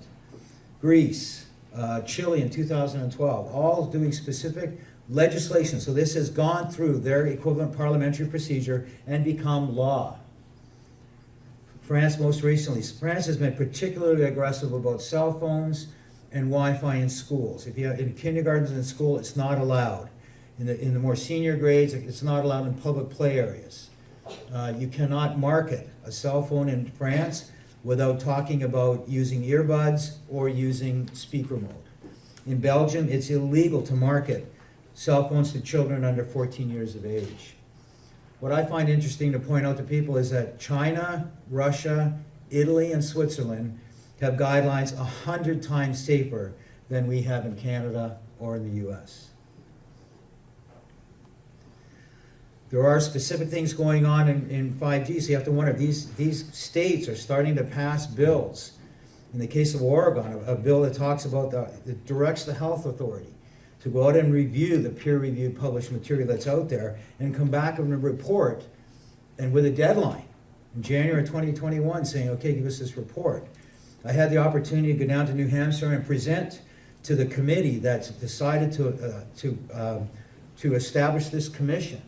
And it's a commission made up of people from industry, from citizens, from legislature, both state and Senate legislature, to evaluate and investigate 5G deployment and its impacts, both positive and negative, before they will allow it to be deployed in the state of New Hampshire. Italy, 50 municipalities have halted. So why are all of these municipalities and states doing this unless there's something to be found? So these are the organizations or the countries or the states that have invested the time to really understand this. And when they invest the time, they're coming out saying, you know what, there's something wrong here. We need to put a halt on this until we learn more about it. There's a phenomenal book. It's not phenomenal because I wrote the introduction. I wrote the introduction because I thought the book was phenomenal, right? And this is Dr. Shockley challenges directly the business case around wireless technology. Dr. Miller mentioned a little bit before that, you know, wireless technology will always be 100 times slower than wired. Wired will always be faster. It is by definition more secure because you can't get at it. Or if you get at it, it's a lot more difficult. It's a privacy concern. So all of these reasons, and then he goes through a whole discussion about if you put the fiber and you run the fiber once, it stays in the ground. When you put in a 1G network, you have to replace it with a 2G network. Then you have to replace that with a 3G. So every incremental increase or improvement in the technology requires a complete replacement or an add-on to the previous technology. Because we know the 5G will be built on a lot of the 4G network. So you've invested all the money in the 4G network. That's all paid and depreciating. Now we have to add the 5G network on top of it to give us the next one. Whereas the fiber, one time, done, finished, complete. I learned something today. I love doing presentations. I love coming out to communities. A tremendously hospitable group. It took a little longer to get here than I got last night, so I was a little bit late for my host, so I apologize. But there is a new strategy, and I will add this to my slide the next time I present. The strategy I heard about today is, no, 5G is not coming here, right? I love that. That's a genius strategy, right? Because you just say, well, mañana. Right? Don't worry about it. It's not coming. That is so untrue. That is just not a true statement. First of all, nobody can predict what technology is going to be used where in the world. Nobody can do that. There's no human on earth that can make the statement categorically, that will not happen here. We don't know enough about it. And I promise you that there will be an application that demands 5G technology that will be needed here in this locality. I promise you that. As our chairman Bill Gates used to say, one of his quotes, what we do in technology is we tend to overestimate what's going to happen in 2 years. And we tend to significantly underestimate what can happen with technology in 10 years. And I don't think we've started to see the good things that can happen with 5G technology. So this strategy that says, hey, don't worry about it, you know, that they've even got some of our elected officials caught up in that. Don't believe that. Please don't believe that. Please don't believe it. In the US, one of the arguments for 5G in some of the states that I presented, and I've heard people from my industry stand up and state to the state legislatures, we need 5G to get better access in the remote areas of the state. It is a planned strategy in the US to use 5G to provide better coverage in remote areas. Full stop. I don't think this remote area, I don't know, do you consider yourself remote area, or did I just insult everybody here? Rather remote. Can I say rather remote? No, we're remote. You are remote. So your remote area, if you were in the States, it'd be done. You're getting 5G. So I don't know why it's any different here. So anyways, I digress. But I just want to make that point. Don't fall for that. Please don't fall for that. The bury warnings. The other thing that now I spent 40 years in this industry, I feel very comfortable saying this. We will do anything to resist any actions that slow down the acceptance and deployment of our technology. We live and breathe and eat with the mandate, sooner, faster, better, right? We want, a business strategy is to have what we call first mover advantage. The first person in with the technology, whether it's a solution or a piece of hardware or whatever, has a tremendous, tremendous market share advantage. So once you get that first mover advantage, then you do everything you can to continue to be a step ahead of everybody else. 5G is just the first mover advantage on super steroids. I have never seen anything like it, right? It's just, and now having said that, there are trillions and trillions and trillions of dollars at stake for the industry. There's also trillions of dollars of benefit. My concern and my thesis and my campaign is to say my industry is not looking at another alternative. Right now we're caught up on this treadmill of has to be wireless, has to be this, has to be that, and we're not looking at safer alternatives. I think there's a tremendous amount of applications today that can be done through fiber, through hardwire networks that unfortunately my industry is not investing the time or the energy or the resources to look for. And I do believe there are significant benefits and significantly better solutions that are cheaper, that are safer, and that are actually faster. I mentioned before, we'll do anything getting in front of legislation. If there's any legislation that's on the books, my industry will descend. I've seen it happen in some of these, not as aggressively in Canada, but in the States, where we had this one legislation that was passed through the two levels. It went through the House of Representatives, went to the state, and the governor had to sign it. There were a dozen people that were just advocating. So we will do what it takes to stop legislation from getting in the way. I use the term, it's not a polite term, of constipating the scientific process. There is a clear strategy. If you ever want to read an interesting book called Doubt is Their Product by David Michaels, and he goes through the strategy in the tobacco industry where they went in and they hire scientists to publish papers that contradict, and everybody just gets confused and gets constipated, so nothing happens. My industry is using that strategy. We've taken the playbook from the tobacco industry and we're just using it now, particularly at the federal level. You can see it at Health Canada. You can certainly see it in parts of the US. Finally, I also think we need to change the way that we do this, the way we roll out this technology. What we do is we have a tremendous advantage in my industry. We'll send something out to the marketplace. A lot of times, and Dr. Miller talked about where it has to be tested, chemical has to be proven to be not carcinogenic. There's no requirement. Safety code 6 done, carte blanche, and we can roll it out to the marketplace.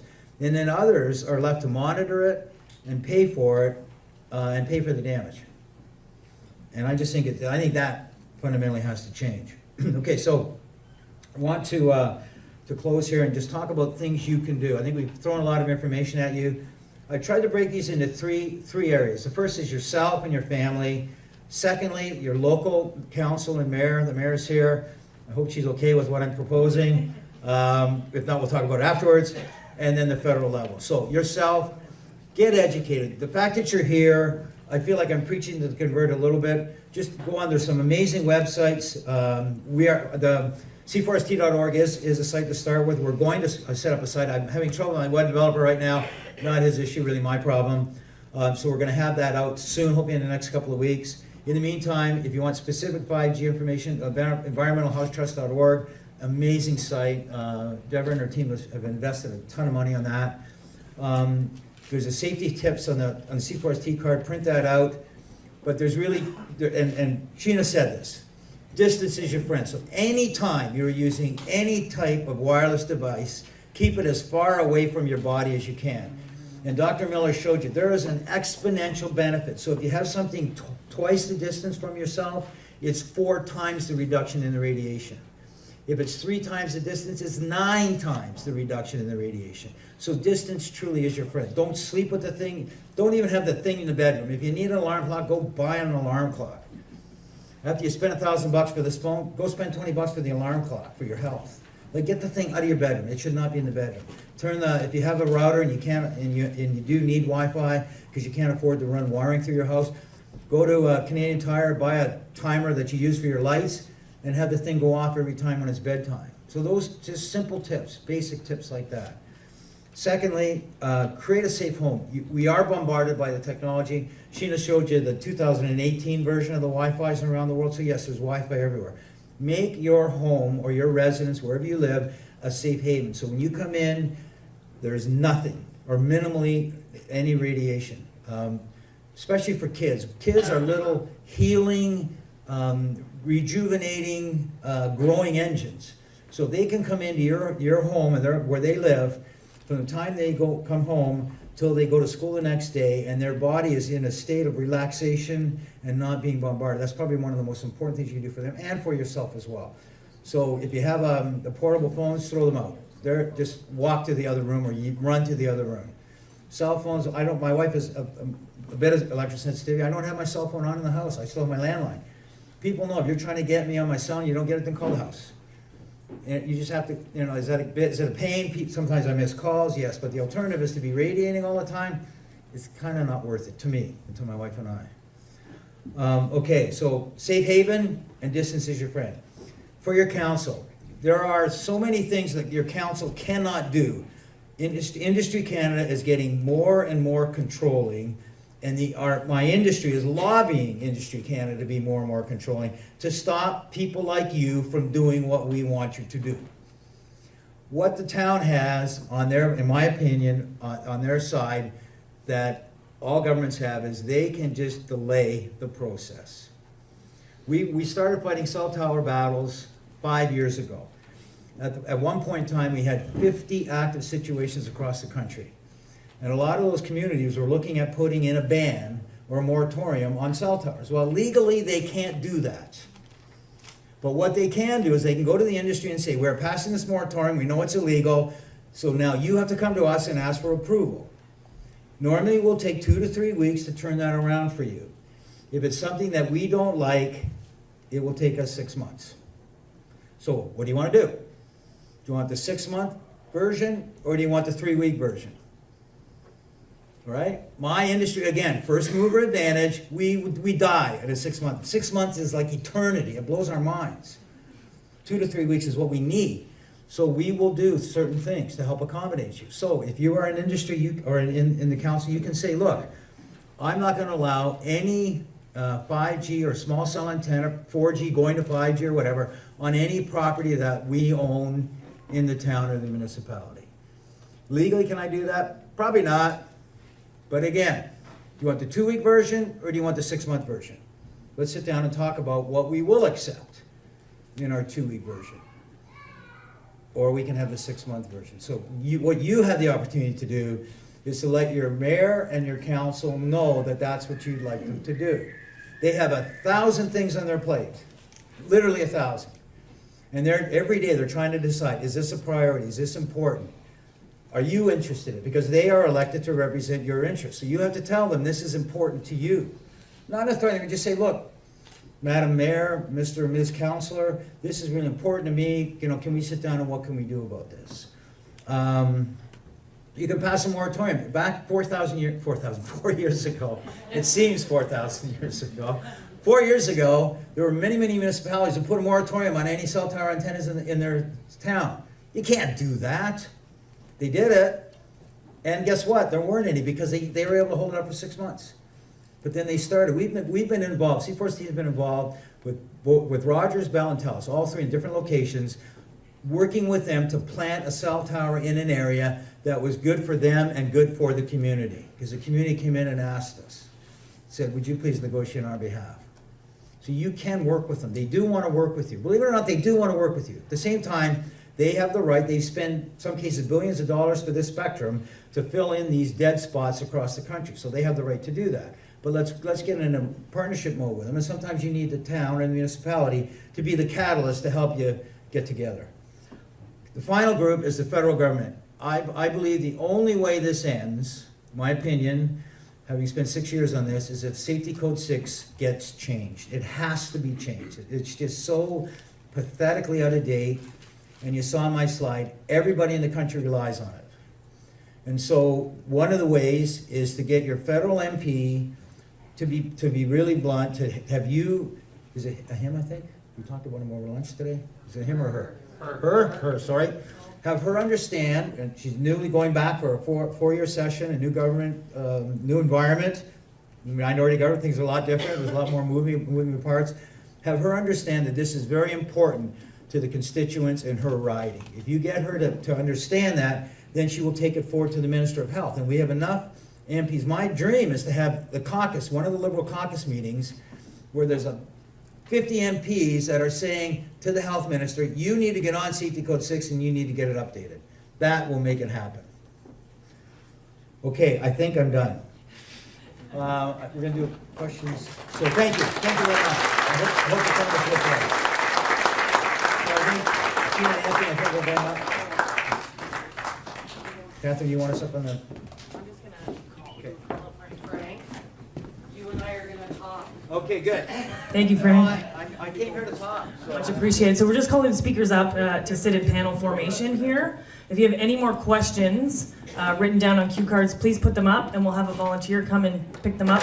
I guess, Sheena, you're going to read the question and then, respectively, one of our speakers will answer. Does that sound good? Sure. All right.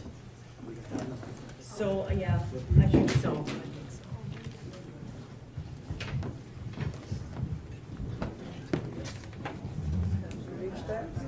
One of the things that our group we're doing with the electrosensitive society is, Frank was talking about there are currently dead spots for telecoms not covering low underserviced areas.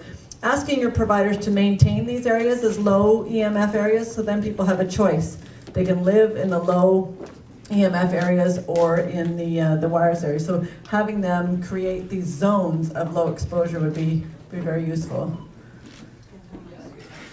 It says, we use our cell phones for information and entertainment. Have cancer rates increased in the hands? Well, the hand is not really an organ where we get cancer very much, except skin cancer, or very occasionally cancer in the bones. The answer is no, we're not aware of that. But surprisingly, cancers have increased in places you wouldn't think about. One of the things that people have been discussing in the last 5 years is that cancer of the colon and rectum, the large bowel, has been increasing in young people. When you come to think of it, young people, particularly if they're men, would tend to keep their cell phone in their pocket. And that's not that far from the colon and rectum. So there is a possibility that that cancer, which we know is increasing, the increase is due to cell phone use. You could call this a hypothesis, I and some colleagues have a paper which we're trying to get published. We had one failure, but we're trying to get another. But anyway, but I did tell you that brain cancers, we know, are increasing. This one's for Frank. Are we close to having Brussels or Brussels or Geneva in Canada? If not, how can we commit time and resources to get there? Unfortunately, I don't think so. We have spent the last 5 years trying to even have a meeting with the Minister of Health, and we've been refused. So that's 2 different governments and 4 different ministers. That's why I said at the end of my presentation, the Minister of Health will not prioritize this until either the Prime Minister directs her, or she feels herself, or her MPs tell her. And I believe that Health Canada will not do anything until the Minister actually directs them to do it, based on having met with 4 different Director Generals and the Chief Scientist on this topic. They are dug in on this technology, and they're hung up on this, if it doesn't heat, it doesn't harm, 1930s research. So we have to have them see that this is something that has to be done. So it starts here by you getting your MP to be an advocate in Ottawa to say, yeah, we need to do something about this, and we need to do something about it now. Have you any comparative stats on the relative risks of living within 200 meters of a 5G mode and, say, a high voltage power transmission line? I get that question a lot, RF versus EMF, which is worse, and they're both class 2B carcinogens. So it's hard to distinguish which is worse. Do you have anything to add, Dr. Miller? No, except that in all instances that we're aware of, the further away you are, the better. As Frank said, distance is your friend, and no one, I think, in this room would ever consider living in a house under a transmission line. And one would be extremely cautious about transmission lines going close to schools. And yet, the electricity companies sometimes forget this. I was 2 days ago in Edmonton. The electricity company is trying to put a new transmission line through the middle of a residential area. The people who in the community are worried about their health and their house values. They also have to be worried about their health, as we discussed then. So, distance, keep things away. Thank you. This is for Frank. What are the environmental costs of the 5G rollout? Why'd you give that to me? No, just kidding. No, No, I'm just kidding. We don't have any idea what the environment. We do know that the largest growing resource burner for electricity in the foreseeable future is the technology sector. We also know that we're just starting to understand there's a lot of very rare minerals that are built into our cell phones, particularly in other wireless devices, and we have no clue how to dispose of them and how safely. And so I think we're just starting to understand the environmental impacts. One of the studies I saw said that the average cell phone, if you have to include the cell phone and then a piece of the tower that it uses, takes up more energy, consumes more energy than an old refrigerator. Remember those old fridges that you're not allowed to have anymore? One cell phone. So we are on the edge of, with this ubiquitous growth that Dr. Miller talked about, we're on the edge of a truly environmental problem that we're making even worse by adding more and more technology to it. But unfortunately, I don't have any numbers other than this one statement that said it's 10 times more than other things that can be compared to.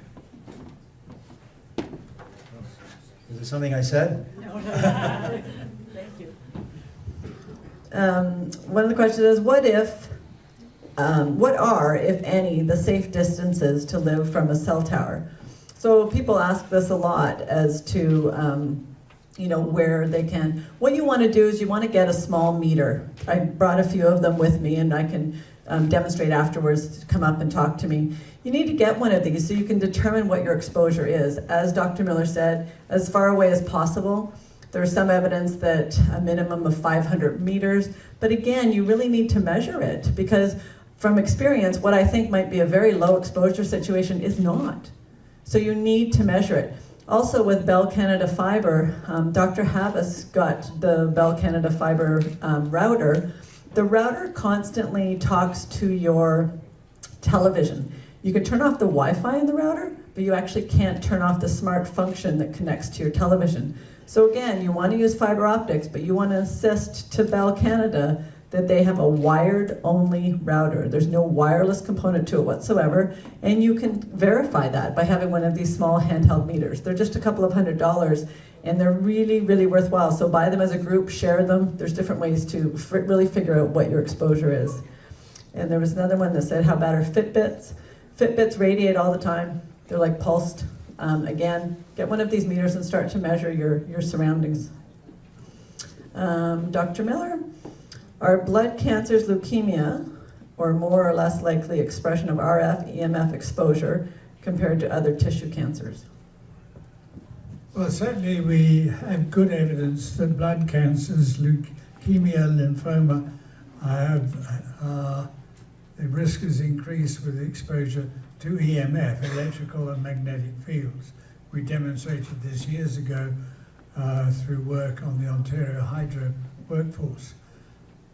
We haven't yet had evidence that radio frequency radiation used to power cell phones, does the same thing. It may or may not, I don't know.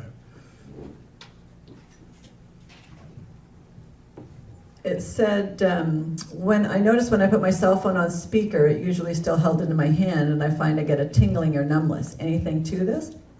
There is. It's an early sign of being electrohypersensitive. When Dr. Magda Havas and I presented to the Canadian Medical Association, we were sitting around the table and all the physicians were there, and we were talking about that phantom ring. You know how you have your phone in your pocket and it's on vibrate mode, and you go to answer it and there's no phone there? Your cells are oversensitized and are being triggered by something in the environment. So every single physician around the table reached into their pocket and put their phone up on the table. So those are signs of early warnings that your body is, we're all sensitive to it. That's why it's called hypersensitivity, because some of us are very, very sensitive to it. Mr. Clegg, are there safety audits performed on wireless transmitters or monitoring equipment to indicate that power output and power density levels are below safety standards? 5 years ago, you used to be able to call Industry Canada up and have them come out and measure a tower if you felt that it was exceeding safety limits. And we actually had a lot of volunteers who had bought or shared these units and had done their own analysis, and they felt that the cell tower was actually exceeding. You can no longer do that. We're not aware of any program now. We believe that what Industry Canada is doing now is letting the industry police themselves. I'm not going to comment, other than to say I don't think there's any program to monitor what they're putting in the marketplace today, other than the original shipping it to the market, meet the specs, and then, which is also part of the concern, because what they do is you will approve every individual device. So if you're a student sitting in a classroom, the cell phone that you have and all your peer students have all individually been approved. The Wi-Fi router has been individually approved, or the routers, now they're putting 4 or 5 and they're overlaying them. There could be a cell tower a half a kilometer down the street that's been individually approved. You know where I'm going with this. And then worst case, if you really are bad luck, you have a smart meter outside your classroom door. We have an instance in Simcoe County where there's one of our volunteers, a very, very educated individual, and they went out and measured it, and the accumulation actually broke safety code 6. So these students sitting in this classroom, so Health Canada went out and said, okay, maybe we need to want to change safety code 6. So there wasn't any change to the actual classroom environment. It was more, well, that must be okay because we've approved all these devices. So no, we are not in good shape. I guess the long-winded answer to say we are not in good shape on monitoring the actual environment. And so unfortunately, you have to take this to take your own initiative and protect yourself until we get Safety Code 6 fixed and this whole thing changed. The question is, where can we move to get away from all of this?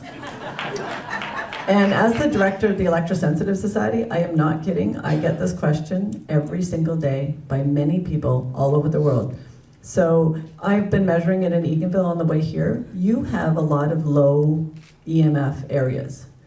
We should be measuring them, like Frank said, and maintaining them. Insist on being maintained, because more and more and more, we're going to need these low EMF areas. I just want to make a comment. I'd hate to have you uproot and move and then have somebody plunk a tower next door. So I think it goes back to what I said before. Clearly, if you have a home and be as far away from a cell tower as you possibly can, if 5G happens, then this whole thing is just out the window. I don't have advice for that. And then protect your home. Turn your home into a sanctuary. I really mean that. There's nothing more important you can do than to just be brutal about your home being a sanctuary for yourself and your family. Because that's where you spend most of your time, right? It's where you're sleeping, so your body, the human body, and Dr. Miller can talk about this better, is a healing machine. If you give it an environment where it can heal itself and get away from all this radiation, it can actually help protect itself and help heal itself. And so I'd be careful about, if you're near a tower, yeah, get the heck out of that area, but don't move because you think you're going to predict where cell tower antennas are going to be, because that could be a fool's game. But again, protect your home.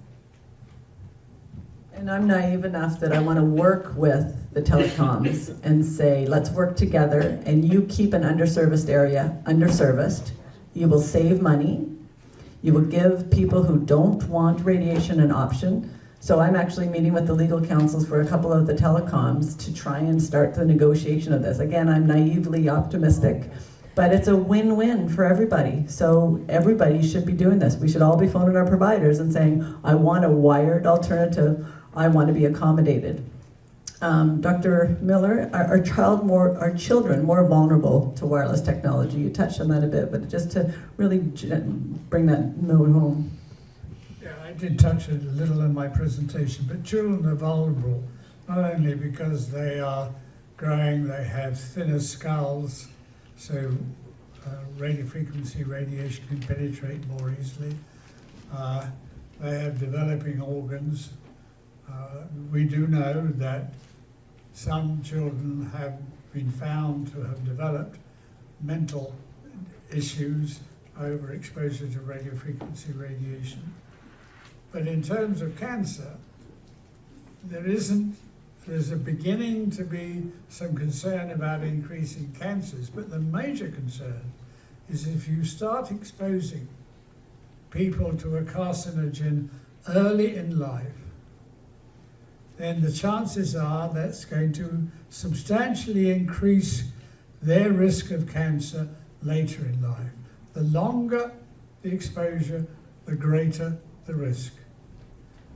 So that if we can cut out as much as possible exposure to children, protect their brains, protect their developing organs, and keep them away from cell phones.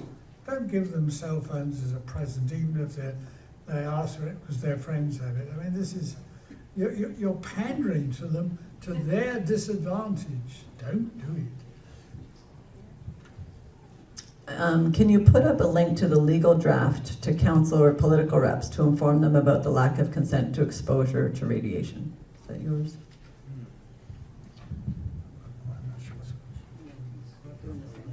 Legal draft to council, lack of consent to exposure. What we have on our, I believe it's still up there because we've stopped. We ended up getting bombarded with so many cell tower situations. We had to actually pull back, but I do believe on our website is still links to the bylaws that were passed by specific communities across Canada. That's about the only legal document that I can. Hopefully that answers the question. So I'm sure it's still up there. If it's not, it's in our archive. So we do have like Milton, Oakville, the two that come to mind, but there were several across Canada that actually passed specific bylaws. So those bylaws should be on our site. Sorry, that was actually my question. Oh, sorry. I'm speaking to Leonard, who was drafted by the 40 in the meetings by community meeting in California. With the legal, please not, I do not consent. There was a draft letter that we could use and send to In the U.S. Yep. Well, in Canada here, so. Yeah, it's a different legal system, but the same template could be used. Yeah. Mm-hmm. It should be. You could contact the organizers or the it was the Environmental Radiation Trust or Environmental Radiation Council. That's what it was. There's some people that didn't adhere to the one question per page. I'll just say, can you clarify that earbuds can be a problem? I had some serious problems when I ordered them ones online from Walmart. So they actually transmit, the wireless earbuds transmit through your brain. So the wireless earbuds, when they're sticking out of they are a bad idea. I actually have started telling people when I see them sticking out of their ears. I usually don't do it when my kids are with me, but I can't help myself. The wired ones are okay. They do not transmit. And there's one set, I think Dr. Miller references, where they're wired, but then the last 6 inches or so is air. And so that actually stops the risk of any transmission of the signal through the wire up into your brain. And so those are available as well. So and the quality is good. So that one is you get the best of both worlds. You do have the earbud, but then you have even less radiation because the wire is not touching your head. And there's a bit of confusion too, because you can use the earbuds to listen to music.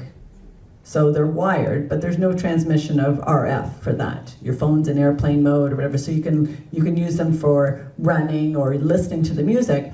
But when you're talking on the phone, when you're using your phone in a wireless mode, that last little bit of that blue tube or that tube, like similar to a stethoscope's technology, is critical that doesn't go to your brain.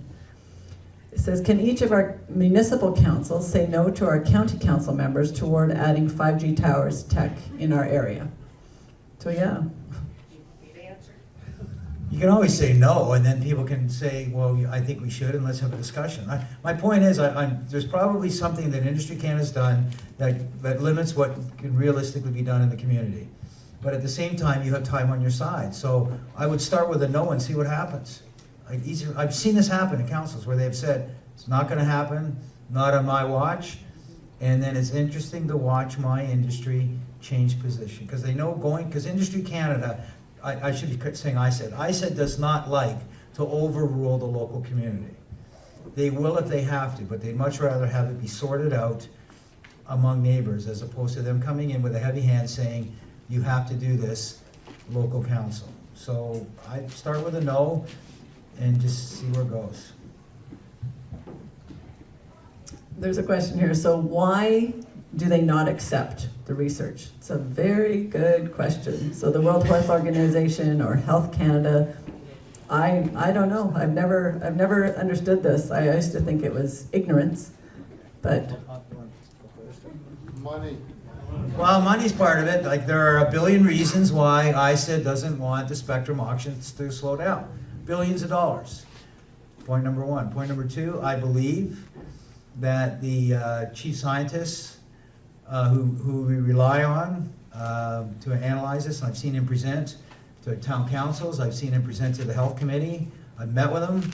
I believe his ego and his reputation are attached to his position that it has to be thermal to be impacted. He's written papers showing, and the last paper he wrote several years ago, he had a study of 5 rats, and he published it. So as I said, I met with him. I also met with his boss, who told me he doesn't have the resources. What we're asking for is, there's something called a systematic review, and there are published papers on how to do a proper scientific review of the evidence. I was blown away when I found out Health Canada doesn't even have the software to do that analysis. They do not have the resources to do that analysis. So when I met with the director who was in charge of this, I said, well, when I had people working for me and I asked them to do something and they didn't have the resources, they'd come back and I either gave them the resources or I asked them not to do it. He said, no, it doesn't work that way. And I said, so your minister is assuming that you are doing the proper review of the scientific evidence and you're not doing it and you're saying safety code 6 is okay. And he said, yeah. So I don't know what his problem is, right? So you have, and the other thing is that this is a hard subject, right? We spent 2 hours today and we touched, I don't know, 5% of the material. There are thousands and thousands and thousands of study. So as a politician, if you're going to take this issue on, you have to invest a significant amount of time to understand it. It is not a popular subject. We are telling people to stop using their toys. It is not, if you want to be elected, you don't stand up and say, hey, everybody, throw your cell phones away, right? So you have to, it takes a lot of courage as a politician to take this issue on. And that's what I'm saying, until you tell them that this is a clear priority, they're not going to take it on. We have not been successful. I will take responsibility in Canada, generating enough interest among Canadians to make this a burning issue. We have not done that. That's on us.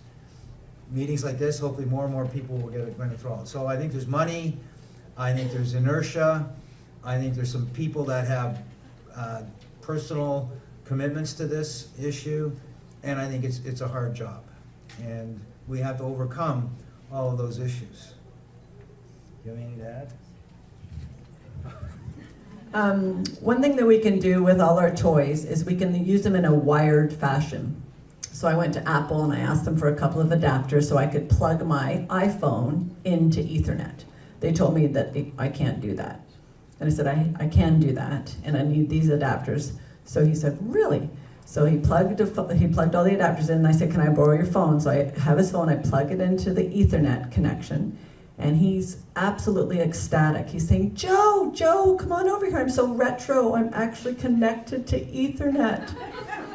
So you can actually plug in your iPad, plug in your iPod, plug in your iPhone, and download things from the internet. So you can text and talk, keeping it away from your body, but anything that you connect to the internet, you can do in a wired fashion. So kids in particular, you can set up little stations for them so they can Snapchat. They can do different things, but they can do it in a wired fashion. So we're not saying, no, you have to get rid of everything, because everybody wants to be connected, right? But you have to use it in a safer, wired way. You can also, if you don't have Ethernet connection, there's broadband over power line. You can use the electrical wiring of your home to convert it into an Ethernet connection.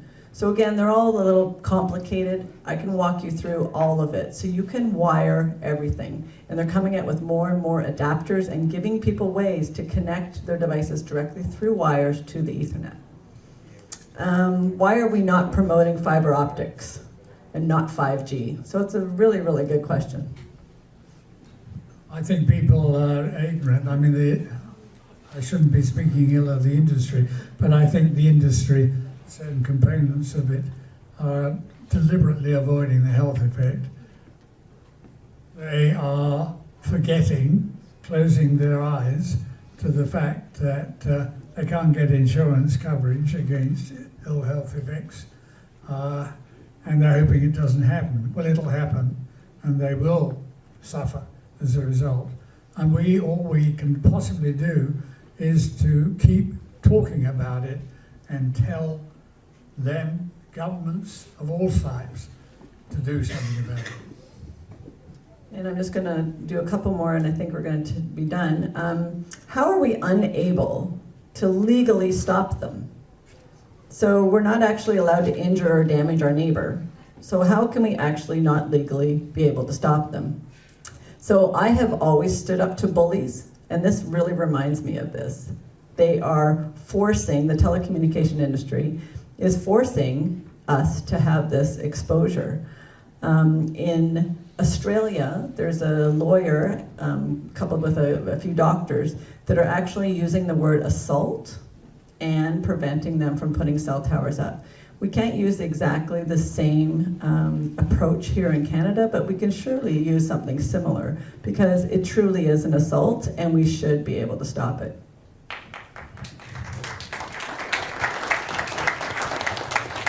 When we first started RC4ST, we looked at many different strategies, and one of the strategies we looked at was the legal strategy. And so I actually met with a couple of lawyers on this, and their advice was twofold. They said, first of all, when you launch something like this, the burden of proof is on you to prove harm. And after spending a lot of time thinking about it, evaluating, now, this is 5 years ago, I think the burden of proof now, I think the evidence is a lot stronger now than it was then, but the still the proof is on you. The second thing, the way the Canadian court system works is if you bring a lawsuit and you lose the lawsuit, the defendant has the right to ask the judge to have you pay their legal costs. And so let's say we're taking on one of the telcos and they bring in 5 lawyers at $1,000 an hour or something like that, so I can keep our costs down at RC4ST to a reasonable number because I can control it. I can't control what the opposition would do, and that, frankly, scared the heck out of us. And so we said no. There is a suit. I don't think it's private. If it's private, I just blew it. In the U.S., one of the successful tobacco company litigation legal firms has taken this on, and they've got, I think there's 10 individuals that have brain tumors, and they're suing, and I think the suit is for $1 billion, and it's making its way through the system. That could take 10 years, that lawsuit. But they are, and it's a company that's a law firm that understands the tobacco lawsuit world. They've lived through that and it's successful. They see this as an opportunity. So, but that one, as you can imagine, there is a tremendous amount of battling going on at every step in the procedure. What evidence can be submitted, what evidence can't be submitted, who can review the evidence, what's the definition of an expert. And so, but that one is underway, and it's making its way through. I think it's been 3 or 4 years in already, and so maybe in another several years we'll hear about that. There's a question is, how is this not fear-mongering? I've actually heard this a lot. We're educating. It's education. You don't have to be afraid of this technology. I really think that the fear response is an instinctive one, but not a necessary one. We have to use our voice. We have to be united. We have to use our voice and demand choice. We live in a democracy. We need to have voice and choice. So it's not fear-mongering, it's educating yourself, but not being afraid of this, minimizing it in your house. Like Frank said, take control over your space and minimize it there. It said if there are increases in cancers and illness, if it's not because of 5G, what are the reasons for increasing? We already have 3 and 4G in the research that Dr. Miller presented. They're very, very carefully designed, multi-million-dollar studies, like $40 million to do these studies. They're carefully organized that they're only being exposed to this one carcinogen. So it's very, very obvious. And I think that we're pretty well done, unless there's another absolutely burning question from someone. Can you comment about the protective effect of shungite and orgonite against EMF? The questions are the comment on the protective effect of shungite and orgonite. We get a lot of questions about little device harmonizers. Do the little dots on your phone help? Shungite, all that kind of thing. Dr. Havis and I have actually measured quite a few of these remedies. And it's very difficult because it doesn't change the exposure at all. So when we measure the exposure and we put something in between or on, it doesn't actually change the levels of exposure. Some people feel better and they swear by it and they feel like their body's harmonized, but we actually scientifically can't document the difference in exposure. Sometimes when you measure the body's response to it, it actually has sometimes an improvement, but it also actually sometimes has the opposite effect. It makes it worse. So we look at heart rate variability monitoring, live blood analysis, and that kind of thing. And sometimes it actually improves, but sometimes it actually makes it worse. So again, I put it back onto the individual because I also think we're all very individualized. What's going to work for one person may not work for someone else. So thank you so much. I want to really commend the people that organized this and put this on. You have done an absolutely fabulous job, and you should be really, really commended for it. So thank you. Any closing remarks? Yeah.